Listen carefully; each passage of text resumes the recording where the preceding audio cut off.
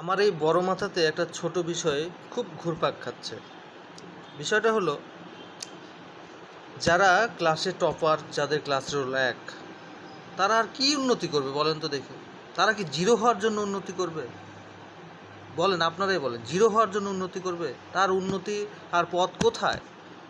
আর যার রোল ১০০, ক্লাসের ছাত্র সংখ্যাও ১০০, তার কত উন্নতির রাস্তা আছে আপনি দেখেন। ১৯৯, ৯৮, ৯৬, কত ধারা, তাহলে সে কতটা উন্নতি করতে পারবে? আর যারা টপার, যাদের রোল ১, তারা এত প্রেশারে থাকে, তাদের কাছ থেকে সবাই কত আশা করে যে করো, আর কি উন্নতি করবে তারা? কি উন্নতিটা করবে? তারা তো পেরেশান হয়ে যাচ্ছে একেবারে। তারা উন্নতির তো আর রাস্তা নেই, পথ নাই, ওরা কোথায় দৌড়াবে, কোথায় যাবে?